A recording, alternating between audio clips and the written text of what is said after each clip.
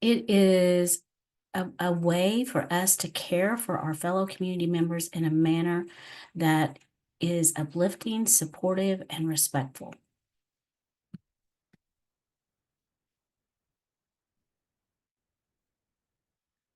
So for today, we want to touch on why the trauma-informed approach is important, what those benefits are. We also will introduce the essential elements that were initially identified by the National Child Traumatic Stress Network, which provides our framework for today's presentation.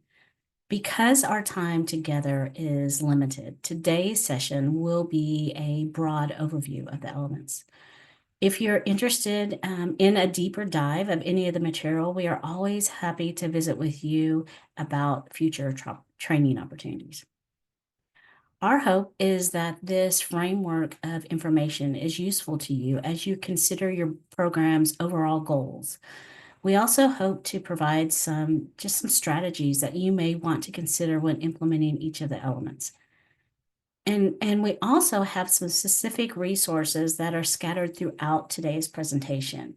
And hopefully you'll have an opportunity to check some of those out at your convenience. And I just want to say that as we go through these specific elements, we acknowledge that we are here facilitating to share general information for the next hour and a half or so. But we hope that you see this as a space and an opportunity to also share information amongst one another. So if you have anything to add, especially as we talk about each of the elements, we encourage you just to use the chat forum to share amongst one another. So let's get started. First of all, let's look at what it means to be a trauma-informed program. What is that? A trauma-informed program is one in which all parties involved recognize and respond to the impact of traumatic stress on those who the program may be working with, whether it's the youth, their families, their caregivers, and all of the service providers themselves. It's about programs infusing a trauma-informed lens. It's about supporting and promoting trauma awareness and building those knowledge and skills into the culture of the organization itself, and also its daily practices and policies. A trauma-informed program also acts in collaboration with all those who are supporting the families, acknowledging the need to maximize the physical and psychological safety for all those involved, all while facilitating the recovery of that youth and supporting their overall ability to thrive. Essentially, it is about actively demonstrating an intentional approach in all interactions that recognizes and responds to trauma in a collaborative and supportive manner.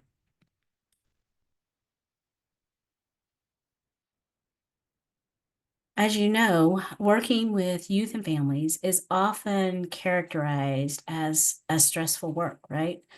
Because of the sheer volume of families that may be needing your assistance, it can result in your program working off of a more systematic approach or sometimes reactive approaches instead of a personalized or individualized one where the responses are trauma-informed.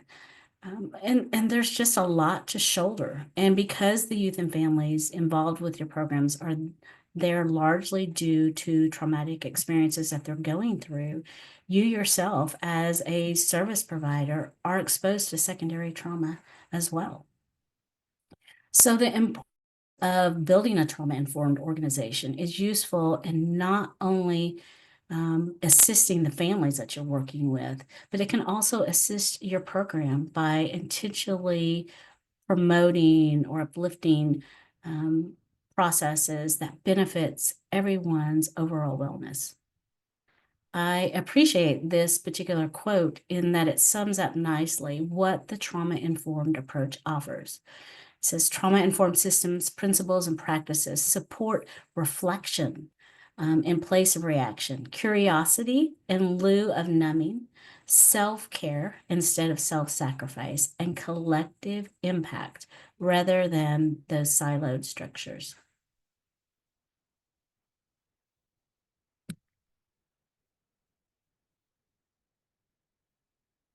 So what are the benefits of a trauma-informed approach?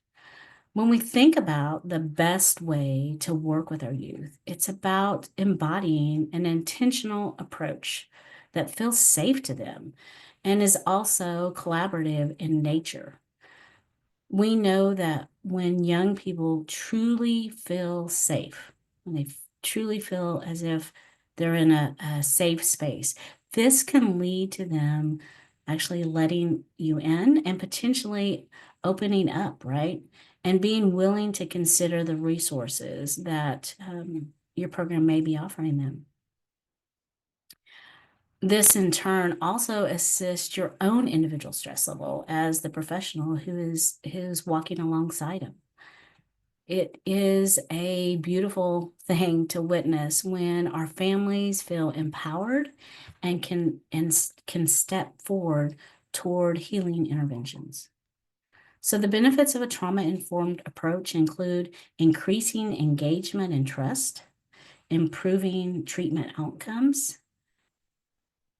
It can reduce re-traumatization risk. It can enhance staff's well-being.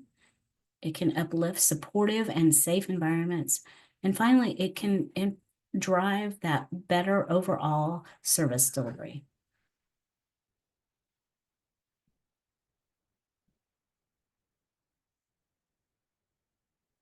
So the National Child Traumatic Stress Network identified certain components that can assist with building a program that is infused with trauma-informed principles. I am absolutely certain that there are a multitude of components that you may be using or want to consider as well. And you already may be incorporating these. But for today's conversation, we're going to focus specifically on this particular framework. So 7 of the elements that we will be discussing include, first of all, having trauma-informed policies and procedures, ensuring trauma screening for youth. The third one is incorporating assessments and interventions that are trauma-informed. The fourth one is making sure programming includes staff education on an understanding of what trauma is, what it looks like, its impacts, and its healing processes. The fifth one is providing resources that are proactive and assist in mitigating the impacts of secondary traumatic stress. The sixth one is ensuring youth and families are partners throughout the program processes and planning for those individualized resources and interventions. And finally, ensuring the development of that cross-system collaboration that wrap around the youth and their families and those layers of support.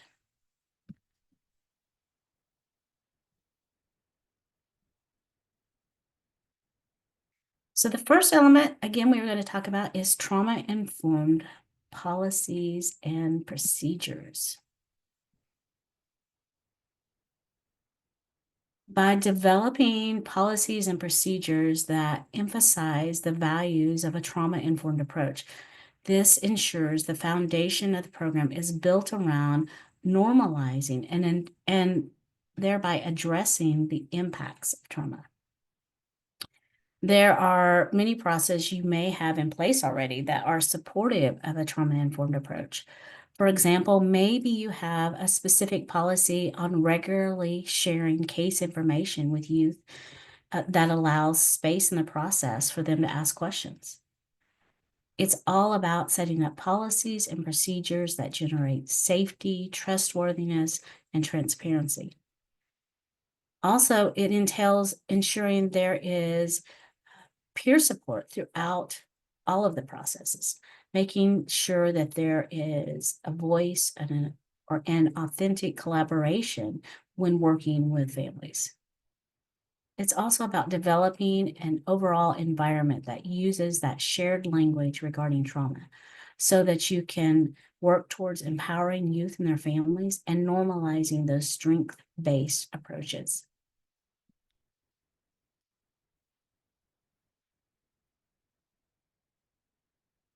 So as you consider expanding upon embodying the trauma-informed approach into your program's everyday policies and procedures, there are a number of policies you could consider reviewing with that trauma-informed lens, such as how you're welcoming your program office or how you greet others when they call in. Due to our limited time together, we are going to review just a few specific ideas that you may want to take into consideration as you review your policies. However, again, if you all have additional components to consider when developing trauma-informed policies that you would like to share, please feel free to drop it in the chat. We want this conversation to be an opportunity to gather as much information as you can about this particular topic. So, are your program policies and procedures intentionally creating those safe environments? And are they ensuring exchanges are focused on the overall physical, psychological safe spaces for youth, their families, as well as for all the service providers? Is your program considering if your processes and operations are mitigating re-traumatization? In other words, are we considering each youth's history when working with them to make sure our actions are not promoting traumatic stress responses? Are we addressing the needs of the diverse group of youth that we may be serving? For example, are we working toward removing obstacles that could prevent youth from accessing your services?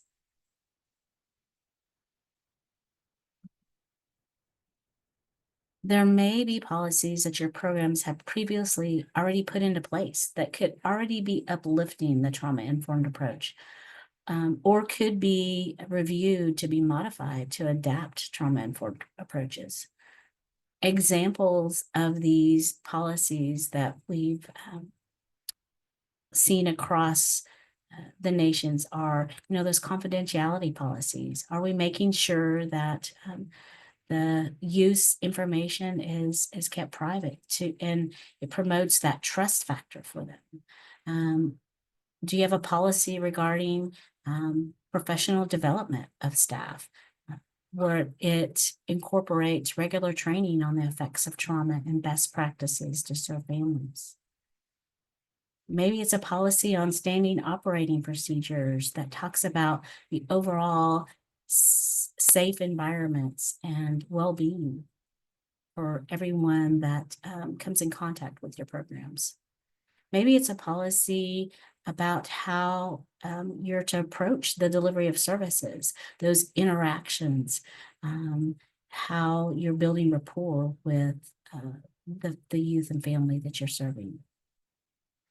And another policy may be those continuous quality improvement policies regarding reviewing and reassessing and making sure there's voices at the table that can provide that feedback to you about, what you're doing well. I know there's times in my former positions where I've wanted to thinking I was doing a good job, and then I would hear feedback back saying, "Oh, we need to improve upon this." So these are just a few other policies. Like I said, there may be additional ones that you all already may have in place.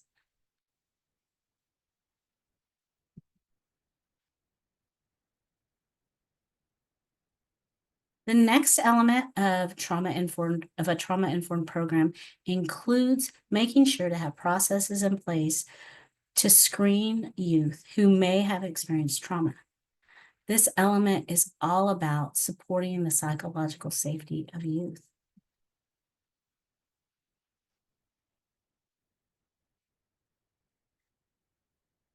Screening allows programs to identify youth who may be impacted by trauma.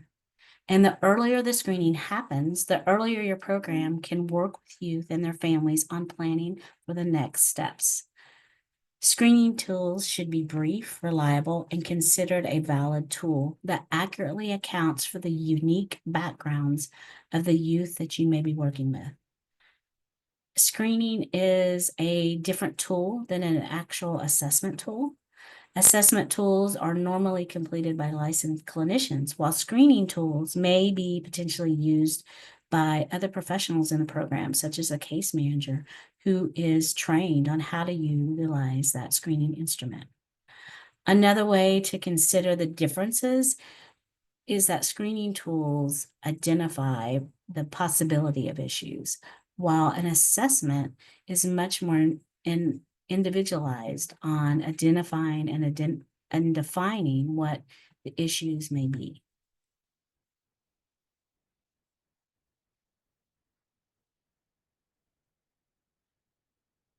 So, as you consider incorporating screening tools, you may want to review if your program is considering when your screening tools are being used in the process, and are the tools reliable?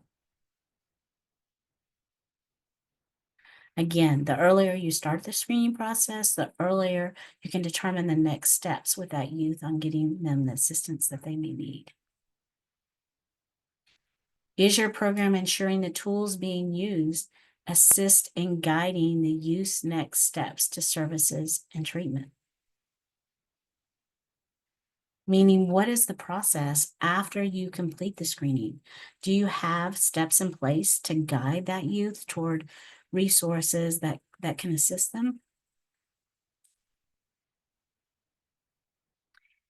And finally, is your program addressing whether youth and family understand the goal for trauma screening? And is there opportunity to go over the results and the next steps?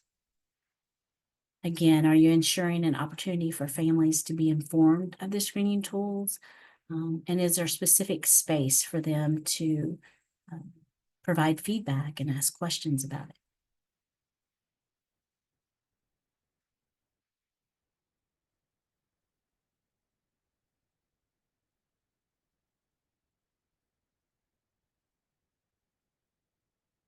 So this is a list of potential resources that can provide additional information about screening tools and what should be considered when implementing this particular element. The first one is called Trauma Screen Time, and it's actually going to be presented during an upcoming OLE in March. And it is a great curriculum to review, so I encourage you to check it out if you have an opportunity. The next one is the TYRC online learning event that is titled Screening and Assessment Approaches in Juvenile Healing to Wellness Courts and Programs. And it is that can be found on YouTube, and it is a great overview of the different screening tools that are being used. And the last one is just general trauma screening information. And it's titled, What is a Trauma Screening Tool or Process? And I've asked Kimee to drop those in the chat. So if you have an opportunity to look at those, they should be there. Yeah. And I just encourage you to check them out. I just also want to remind you that those opinions, findings, and conclusions of these particular resources are those of the authors and do not necessarily reflect those of the Department of Justice.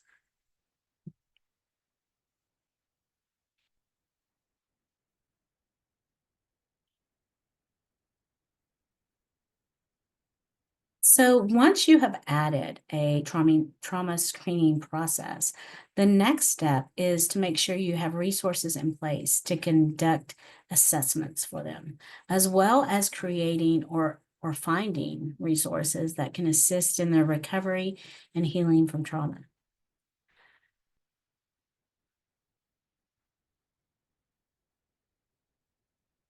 This component is all about empowering the youth by taking deliberate steps to identify what individualized needs they may have. Are there assessment resources in place to help support that youth and their family on their journeys? Because screenings only identify the possibility of issues, it's important to make sure there is an opportunity for those who indicate that they've been impacted by trauma to be able to be assessed and see what the best approach to the recovery may be. The assessments themselves should consider the strengths of each youth, and all recommendations should be tailored to meet their unique needs. It's important to steer clear from cookie cutter plans, as we like to call them, for our youth. If resources are truly going to be impactful, then they should be individualized, right?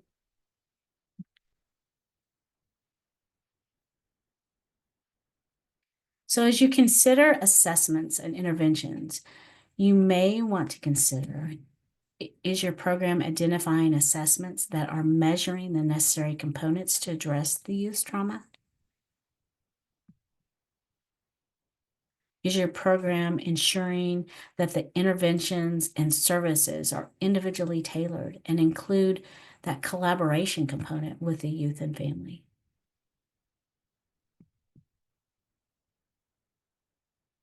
And is your program considering if you have external partnerships in place to assist with securing those trauma-informed services?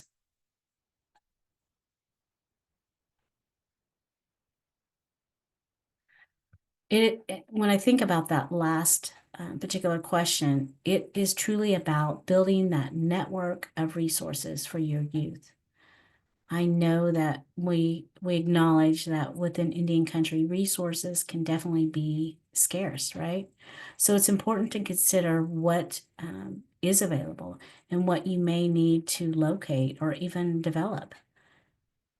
To me, this has been one of the most challenging aspects, oftentimes, not necessarily building those partnerships, because um, there's always a willingness to partner. It's about finding enough of those resources. Building those networks are what makes things happen, for sure, for those that we serve.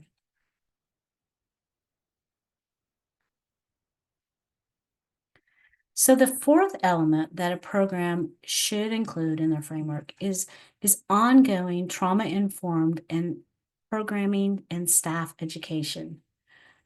Recognizing that there is always new research and studies being conducted around the impacts of trauma, education around it should be a continual learning process.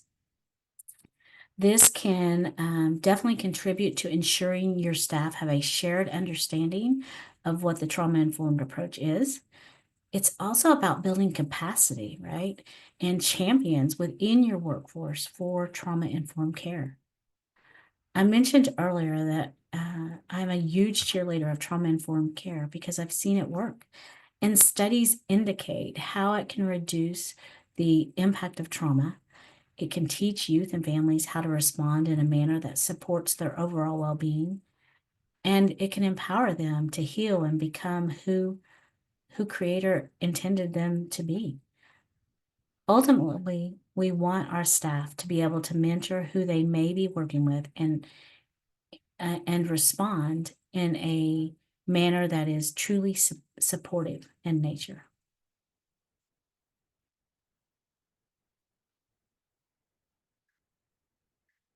So it's about realizing, building, and enhancing.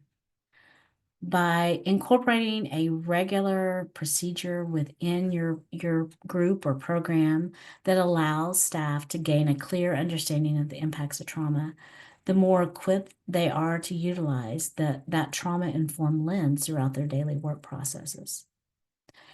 It's about developing that shared language and understanding of how trauma impacts those that we're working with, and then responding in empowering approaches. It's about opening the door to trust, collaboration, and transparency with those that we work with. It's breaking down those silos and building up those partnerships. By ensuring ongoing training and intentional space to build upon trauma-informed ideas, then our services, they can become protective in nature and they can allow for healing and an opportunity for those that we serve to feel empowered.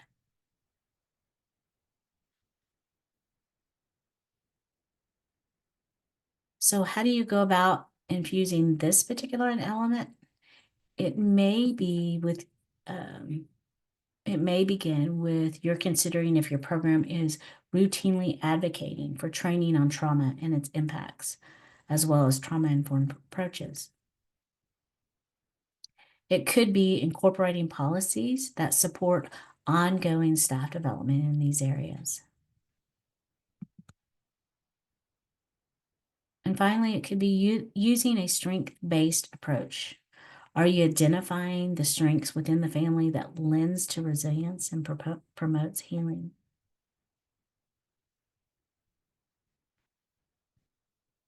So many things to think about.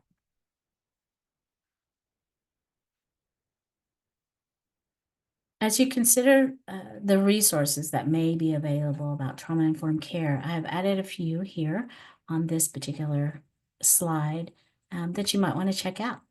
The first one is the National Native Children's Trauma Center, where Kimee and I both work.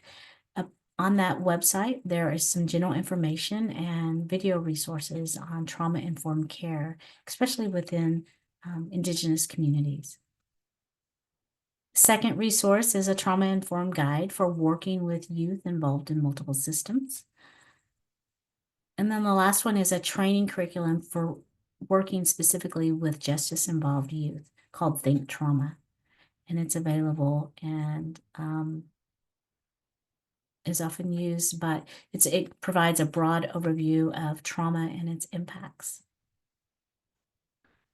So again, I've asked Kimee to share those in the chat. So they should be there. Yes, they are, and available for you to copy and check out when you have an opportunity. So with that, I'm going to pass it on to Kimee, who's going to continue talking about some of the elements. Thanks, Kara. Next slide, please. Yeah, so the next element we're going to talk about is secondary traumatic stress, some conversation about what it is. And this element, of course, is specific to developing a basket of medicine, whether if it's an actual basket of medicine or something, in your mind's eye that you can go to whenever you are feeling stress and to help you self-regulate. But because of the short amount of time for the webinar, we don't have the ability to go in deeply on this conversation, this element, but I do want to hit on some important definitions. Next slide, please. So secondary traumatic stress is that emotional distress that results when an individual hears about the firsthand trauma experiences of another. It's really challenging, and I know most of us in our day-to-day activities probably hear these stories multiple times a day. And it's important that individuals who care for children or have experienced trauma and their families have experienced trauma, hearing those stories can take a toll on us, on those helper people that are walking alongside the family. It takes an emotional toll on us as well. Secondary traumatic symptoms can range from mild to severe. I also really briefly want to talk about some coexisting conditions that I feel like it's important to point out, which is burnout. You guys have probably heard a lot about burnout, or maybe you at some point have felt burnt out yourself. I know I have. But that definition can be, it's when people or individuals are challenged separating themselves from the work that they do and who they are as a person, right? If you're struggling at work, burnout might show up as an erosion of values. your dignity, your spirit, and your will, it can be considered an erosion of your soul. And it can spread gradually and continuously over time if it's not addressed. Then there's also compassion fatigue, which is the short term exhaustion and traumatic stress associated with the exposure to the suffering of other people.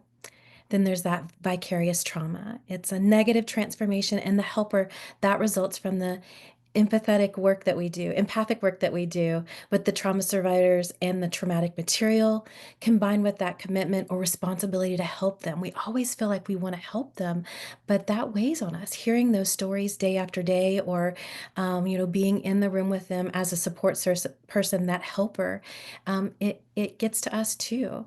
The last term I'd like to quickly discuss is moral distress. And that can be the stress that's felt whenever we know the right thing to do, but for whatever reason, there's other constraints that don't allow us or are prohibiting us from making the right decisions. Whether it's policies, sometimes there's policies in place that are pretty hard and fast, and we don't feel as though we can respond to a family in the way that we need to because of a policy that's in place, or it might be a practice or other constraints too. And it's very difficult for us to understand that in the moment because we want to do the right thing in the moment, but there's something that's prohibiting us from doing that. So that can be moral distress. Next slide, please.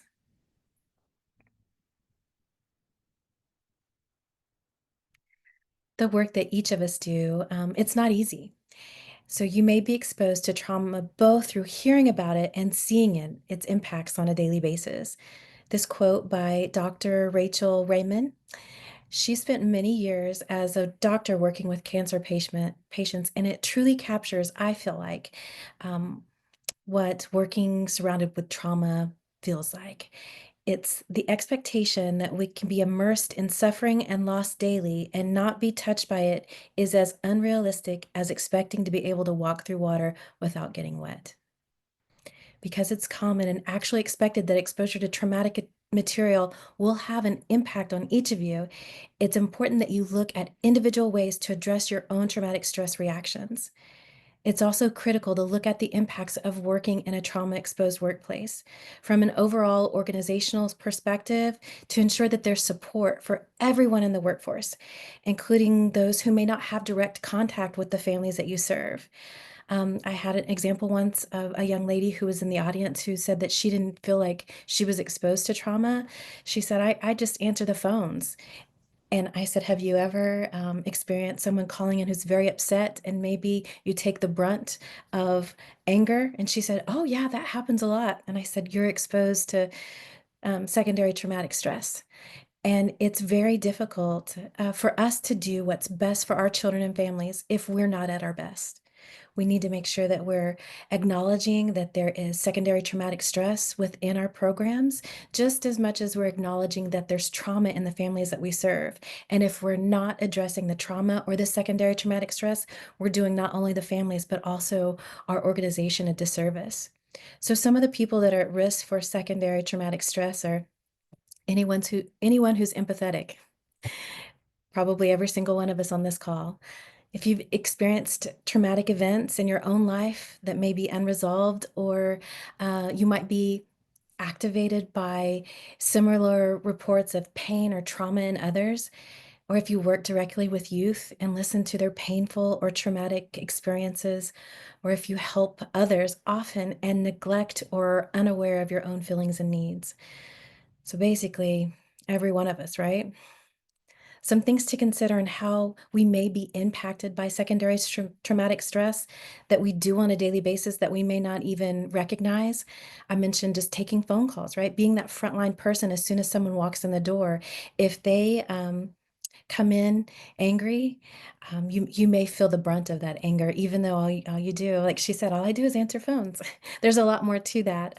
It's important that all of our staff understand what secondary traumatic stress is and that they have the tools that they need to help self-regulate whenever they feel overcome by that secondary traumatic stress. Some other thoughts are, of course, just those disclosures of trauma or abuse, neglect, Maybe the stories that we've heard from the youth participants in our programs. Maybe it's us reviewing police reports or case files or reading affidavits, documenting injuries or seeing pictures, listening to those graphic 911 calls. Or maybe even sometimes it's just a graphic debriefing by our colleagues. It's important that we acknowledge that that now lands on our shoulders, right? All this secondary traumatic stress that sometimes inadvertently we're handing on to others right next to us because, we want to debrief, but we need to make sure that everyone in our organization has the tools to deal with, especially graphic debriefing. Um, those are a few things that come to mind, but it's important that you are really kind of taking a deep look, deep dive into some of your responses on a daily basis if you feel overwhelmed or overcome. That way, maybe you'll acknowledge or know whenever you feel like you need to step away for a moment and realize that you need some help in, coming back to center to move the good work that you do forward. Next slide, please. Yeah, some considerations for your program. Go ahead and click on it. Making sure that every one of our staff at all levels receives training on what secondary traumatic stress is and also the adverse side effects of it. We know that there's physical reactions to carrying this traumatic stress for long periods of time, that our body reacts to this. Um, is there support within your program for ongoing education about not only the staff, but the supervisors with that trauma-informed lens of supporting the team there, making sure that they have the skills that they need to walk alongside the workers who are overwhelmed sometimes by the work that they do with the families. Encouraging that internal debriefing process with parameters, right? And understanding the importance of self-care. Self-love is so important. We have to be able to check in on ourselves because if we're not able to really take care of ourselves, then how can we provide good care to the youth and the families that we work with on a daily basis? Peer support is always really important too, making sure that you have that group of people that you can lean on, a safe person that you can trust and you feel safe with that can talk about these really challenging conversations with. And then also using those policies that require supervisory staff. I talked about that just a moment ago to help them recognize and mitigate STS in the staff itself there. Okay, next slide, please. So now we're going to talk a little bit about partnering with youth and families. And of course, I feel like this is probably the most important aspect of one of the most important aspects of trauma-informed care. Next slide, please. This, of course, is acknowledging that there's power in the room, right? There's power in the room. As an organization, sometimes our families walk through the doors of our program and feel powerless because they know that you have the ability to support them in a way that they need. And the other side to that is there may be other things involved. There might be um, criminal charges, those types of things, but they don't really know what's coming as soon as they walk through the room. All they know is that they feel less than whenever they walk into the room because we're this organization or we're this um, system that has all the power, right? We control what happens to their family, to their child, and it's so important that we are tapping into them, that we are ensuring that they feel like they have a voice, that power differential is shifted, that it's not always about the system, it's about the family, it's about how can the system support the family, meet them where they are and get them where they can be the best version of themselves that they can be. So how we do that is we partner with them, we knock down all of those Kara was talking about silos, we call them cylinders of excellence, right? We knock down all of those walls, those barriers for the family, and provide a team approach to supporting them to best meet their needs. And of course, we have to do that by listening to them, by asking them questions, asking for their input, but then also hearing what they're saying to us and making sure that we're implementing their needs and their wants throughout every step of this process. Next slide, please.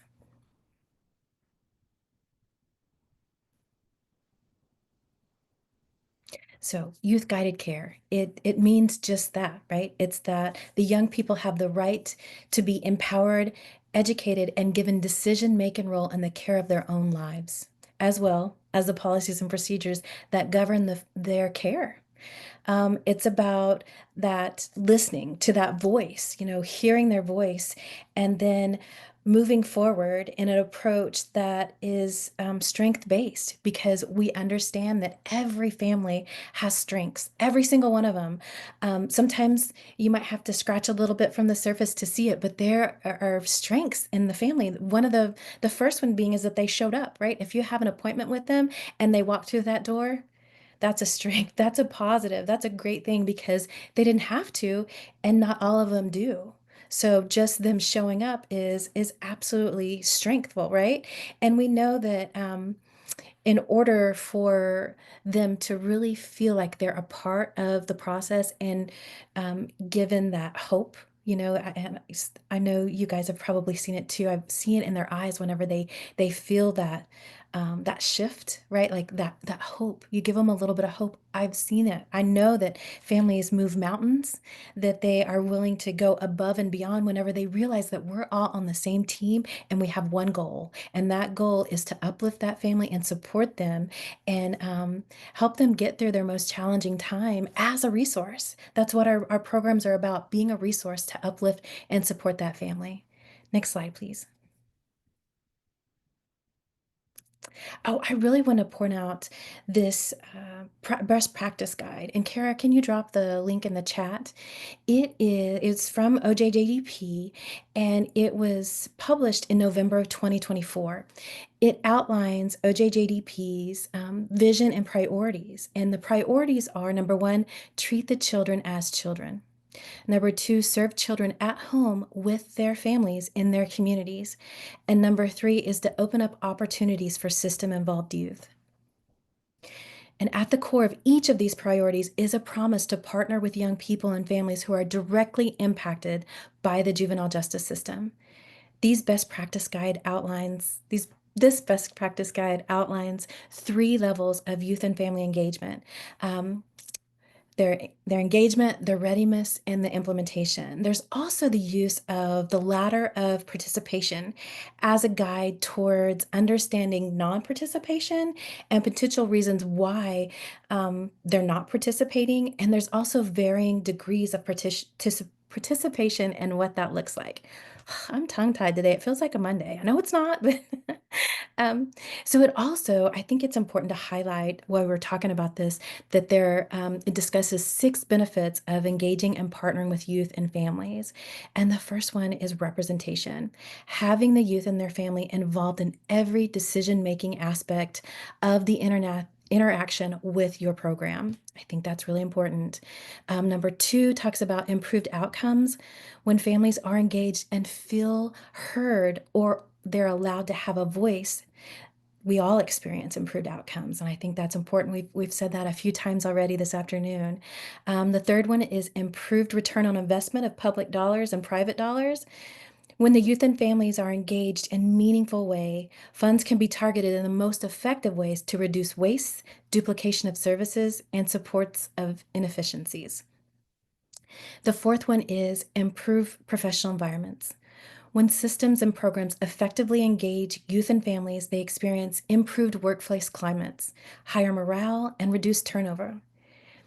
Number five is an improved community safety. When youth and families are seen as partners and fully engaged in services and advocacy efforts, recidivism decreases and other measures of community safety improve.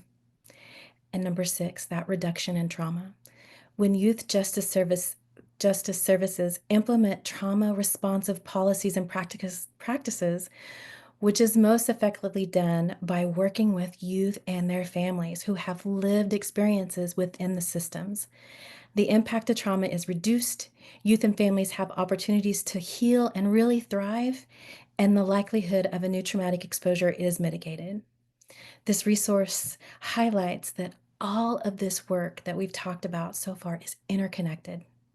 None of these benefits can occur in isolation. It's important that we all look talked a few times about breaking down those silos or those cylinders of excellence. We're in this work together. How can we support each other? And especially Native nations on the call, there's it's as an Indian child welfare worker for more than 22 years, I gained so much knowledge in peer-to-peer interactions, right? The ability to reach out to other people, maybe from different communities that might be facing the same challenges. And while their community might not look exactly like yours, there's similarities. And just understanding what's helpful or what's working in one community, and then thinking, how can it be modified and adjusted to potentially work in my own? So those are things to consider. But this is a great resource. If you have the opportunity to take a look at it, I really encourage you to do so. Okay, next slide. You can go ahead and click next. So yeah, is your program, are you ensuring that the policies and processes allow for input and feedback from the youth and families? It's so important. Click again. Are you considering the foundation of support? Are there peer programs? Are you looking for um, people within the community who have that lived experience that can actually walk alongside the families who are now facing a very challenging time, and them leaning on those peer experts in your communities have the ability to really ask them hard questions that maybe the families don't feel as though they can ask the organization or the system itself, but someone who's been there might be able to answer them, or in some cases maybe they provide them that information before they even ask the question because they understand what it's like to be in their shoes. Okay, next. And then, are you identifying methods to ensure those supportive and positive interactions with the youth are happening, to make sure that, again, that we're hearing their voice and that they feel empowered by interacting with our systems? That's so important because um, of course, I would never speak for all of the nations on this call, but I know from, the work that I've done within my own communities, it was all about giving the youth the tools that they need to be successful outside of our programs. So it's important that they feel empowered and have the ability to move forward in a positive way after they've engaged with our programs. Next slide, please. We're going to talk a little bit about intentional collaboration, working with other trauma-informed programs. I mentioned a little bit ago about that peer-to-peer. Next slide, please. Yeah. So how do we collaborate? How do we walk alongside each other? Not necessarily just um, outside nation interaction, that peer-to-peer, but within our own communities, right? Are we really knocking down those cylinders of excellence to tap into the resources that we have across the hall or in the next building? It's important that we are able to provide a community-wide or collaborative response to our families in need. And so do you have those relationships within your nation to support cross collaboratively, to support the families with the programs that they need, the resources from each program in order to support them and give them the best shot at, again, um, becoming the best version of themselves? And what does that look like? Do you have the ability to freely share information? Do you have MOUs in place? Do you have confidentiality? I think Kara talked a little bit earlier about the need for confidentiality agreements, those types of things, because it is so important that whenever we're doing this soft handoff to another resource, to another community partner that's going to serve this family, that everyone's aware of all of the information that we have on this family, or like if we do an assessment, a screening or assessment, that everyone who provides services to this family understands the true needs of this family itself. Um, Next slide, please. Um, I've mentioned it a couple times already. Um, in that intentional cross-system collaborative work. It's so important whenever we're partnering with youth and families to support them, to offer them the best possible resources that we can. And so we're not re-traumatizing them if they have to go to each different source or resource, each different program, and retell their story over and over and over again. If we're working collaboratively together and we all know the history of the family, we aren't, again, putting them at risk for being re-traumatized and reliving the challenges that they're facing. And I think this is a beautiful quote by Sitting Bull.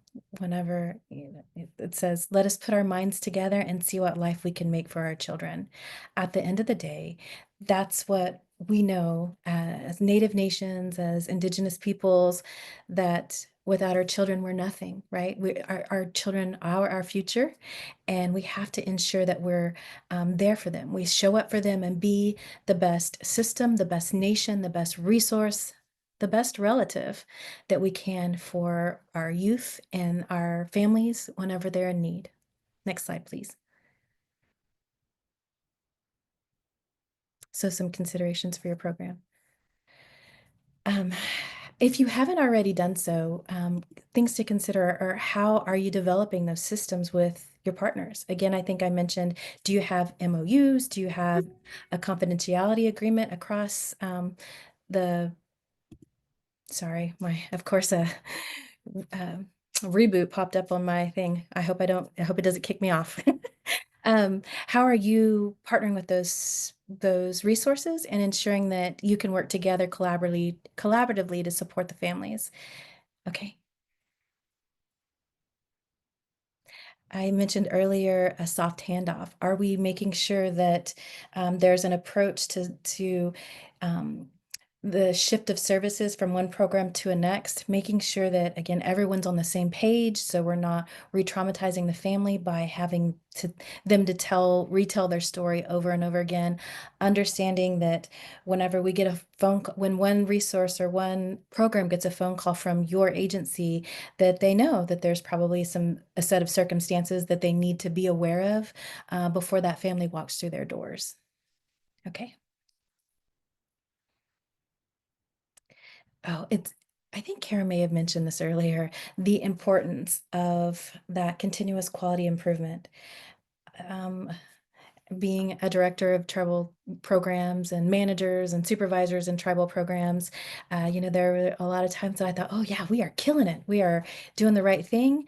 But then whenever you take a step back and really request that community feedback to hear from them, because that's at the end of the day, that's who we serve. And so that's who we need to be hearing from, making sure that we're hitting all the marks. There were a few times that I thought, yeah, we are doing a great job, and we weren't so much. So it's important that we acknowledge that we may have our own vision of what we think the services that we're providing in the community, but the community may have a very different view of our services. So it's important that we're asking. We have to ask, where are we hitting the mark? Where are we missing the mark? What do you need from us? And a lot of times that comes with that community outreach, right? Getting into the community. So number one, they see you as human. They know who you are as a human. So they know whenever they knock on your door, who's going to be waiting on the other side. And it's been my experience, the best way to, knock down some of those barriers or those misconceptions in the community is just be present. In my community, we had a lot of community meetings, having representatives from your program out there, making sure that they know who is working for your program, but then also what your program offers. A lot of times there's a misconception about the things that you do in community, and it's important to spread the word of all the good work that you do. Next slide, please.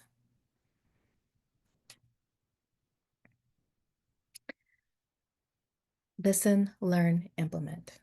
We have to make sure that we are providing those resources to um, at a level that is receptive to the youth.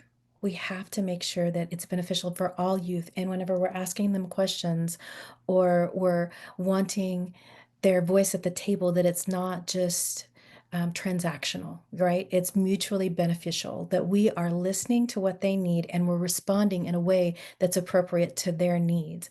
And we know that a lot of times, you know, different cases may look similar, like black and white, like the charges or the allegations may be similar, but whenever you get to walk alongside that family, you understand that no case is exactly alike and they are so different because of the family dynamics. And so that's why it's so important that Kara mentioned earlier, those cookie cutter, like, service plans and things like that. We can't make those cookie cutter ones. We have to really sit across from the table from the family and understand their needs by hearing their voice, asking those questions. How can we best serve you? What do you need from us to support you? And then really finding a way to connect the family with those resources they need. Um, it's important to continue the work for your staff to understand what a trauma informed organization is and to really put steps in place to um, resist that re-traumatization of families anytime they walk through your doors and receive services from you. And as Kara mentioned, and I think I've mentioned too, this is just kind of a quick overview. Um, there's a lot more in depth that we could go on every one of these elements, but we just have a limited time, so we're just kind of scratching the surface on all of them. But at the end of the day, the most important thing is that we are ensuring that the youth and families are afforded a voice in their treatment. We are giving them the floor to um, tell us what they need from us. And I think Kara and I, usually, whenever we're doing the work, we talk about the fact um, that we're not the experts. We're not the experts in different communities. We're not the experts in families and that family dynamic. While we may have a set of skills that we've learned over time, and you may develop skills as you go to trainings and conferences and just learning from community, but we have to check that at the front door whenever we walk in, because what we may think this family needs from us may not be it at all. We are not the experts on that family or that family dynamic. We need to be hearing them and responding to what they're asking for. Okay, next slide. Some ways that we can resist re-traumatization. And yes, I think someone asked us early on in the chat if you'll be getting the slides. You will be getting the slides. So I'm not going to go into every single one of these, but a few things that I just want to point out are, some things that might re-traumatize a family if they walk into your program and they feel like they have a limited voice in the decision making about their care. If there are policies and procedures that devalue or disrespect or disempower the youth and families, and sometimes maybe there's a disrespectful language or tone towards the youth and families. Um, Sometimes they may feel trapped. Sometimes they may feel like they're being talked down to, as opposed to, walking alongside with and really wanting to hear from them. And then another thing that might be challenging is rigid rules, the way that they feel like they are responded to. So it's important to make sure that policies and procedures, I think that's one of the very first elements, are reflective of trauma-informed practices. Next slide, please. So, and go ahead and click again. How people with trauma respond to services. We know that trauma affects the way that people approach potentially helpful relationships. So, they may be like, why is this person so nice?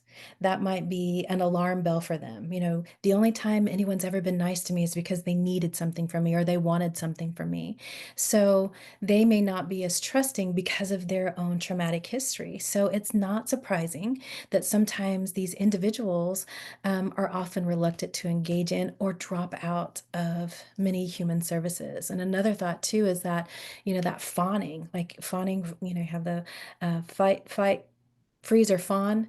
If they are required to go visit with you and you feel like I've had this great meeting with them and they're just like, oh yes, we're going to do everything, we're going to do this, you're right, we need all of these services and we need all this, because they're just trying to get out of this traumatic situation for them, so they're fawning, we're going to do everything, and then they walk out the door and you don't hear from them again until you've had to track them down yourselves, or maybe not for some time. So it's important to realize that some of these reactions, of course, might be the trauma or the how they're feeling in that moment. Okay, click again, please.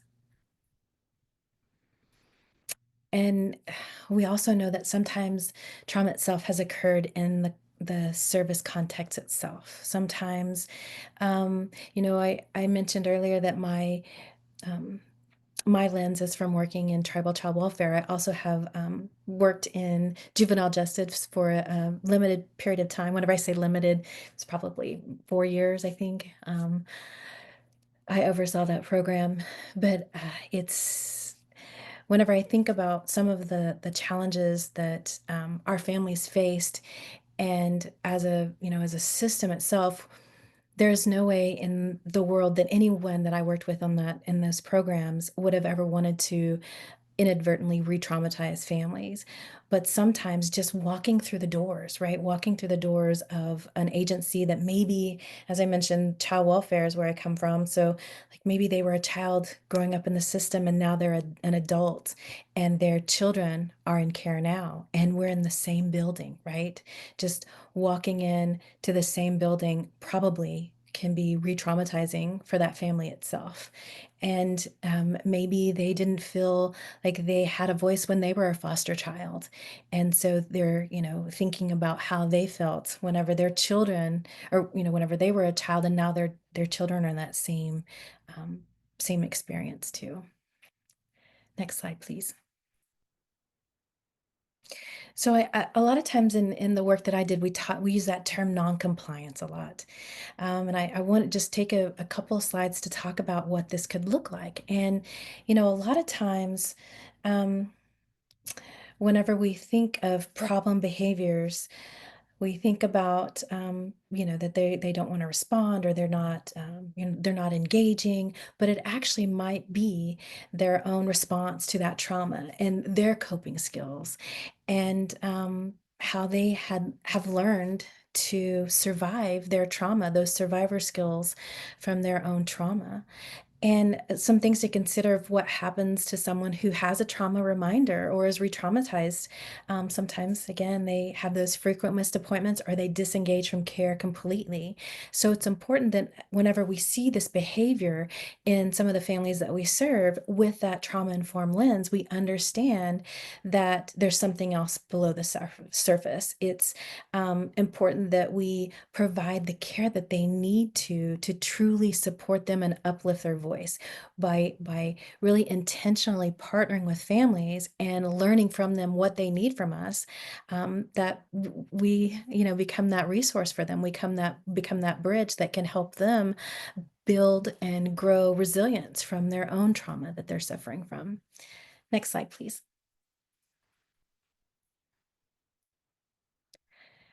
Some four reasons that caregivers for non-compliant, you can go ahead and click the all four.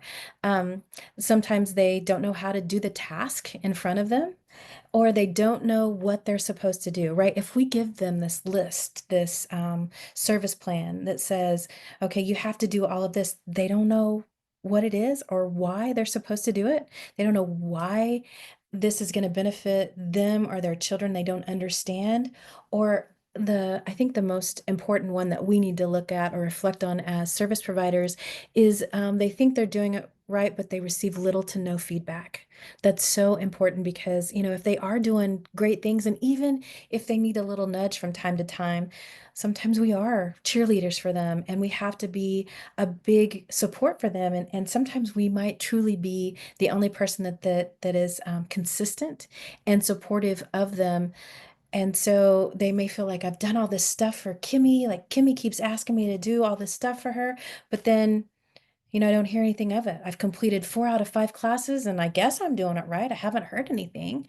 So just providing them that little bit of uh, support and letting them know that you're all on the same team. I talked earlier about that hope, and letting them know that you're there as a solid resource with, that you have a lot of communication with them and you're there to support them every way. So those are some reasons that people are non-compliant, that they really don't know what they're supposed to do. And sometimes they're scared to ask, right? Okay, next slide. So I think this is a great slide because it has a couple of different things that we could be considering each time we're walking alongside a family. Whenever we sense this problem, right? If we see this aggressive behavior, if we're looking through a trauma-informed lens or a trauma lens, maybe we see this aggressive behavior and we think, okay, this person is always aware of those potential threats and relies on anger to stay safe.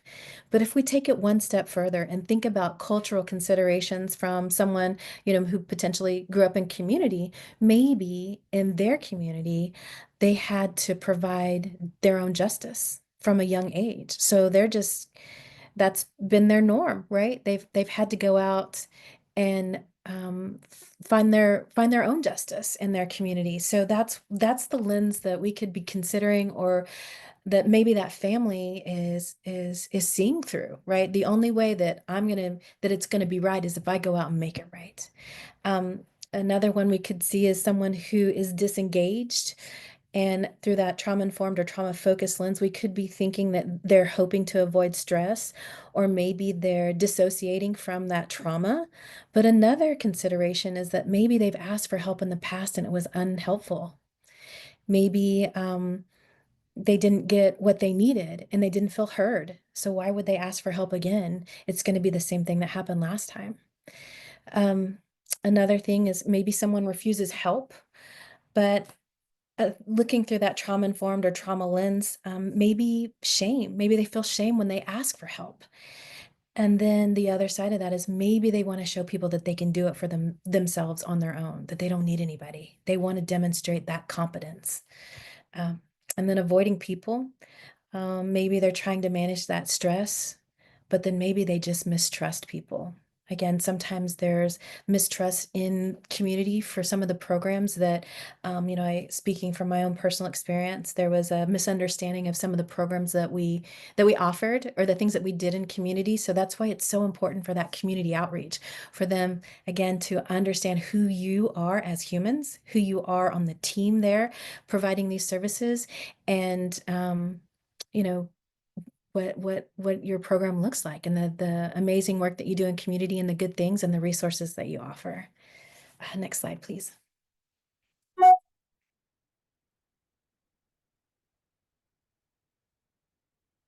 Some considerations for your program. Do you involve youth and family in making decisions about practice and policy? Are there any lived experience voices at your table whenever you're developing policies, whenever you're developing procedures, whenever you're developing strategic plans, or developing a vision for the work that you're going to do in community? Are you listening? Do you know what they need? It's important that we tap into those people who are receiving our services to really truly understand what it is that they need from us as organizations. Do you have any mentors who can help guide the youth and their families on their journey? Do you have lived experience in your community who have, gone through, taken this journey? And I know, speaking, we know in the foster care world that the best recruiter for foster parents are current foster parents. So it's important that we're out there, making sure that people who've worked through our system and understand what's happened, can really truly tell their story about what it looked walking alongside their program, the good, bad, and the ugly. It's important that we're hearing all of that. And do you have a good, solid working knowledge of all the resources within your community or your state partners or outside of your community to help serve the youth and the families, that your program engages with or partners with? Because, sometimes, in some communities, maybe you're very rural and the resources that you have are very limited, but you have a partner, maybe a couple counties away, or, in the city, that you can call on and say, hey, I've got this youth here that really could benefit from the work that you guys are doing there.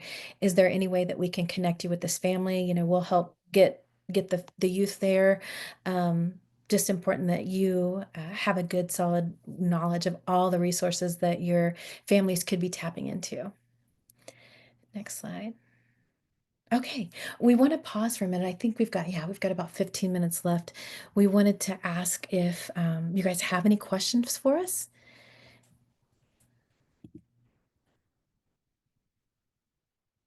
Sorry, I'm just getting a chance to check the chat.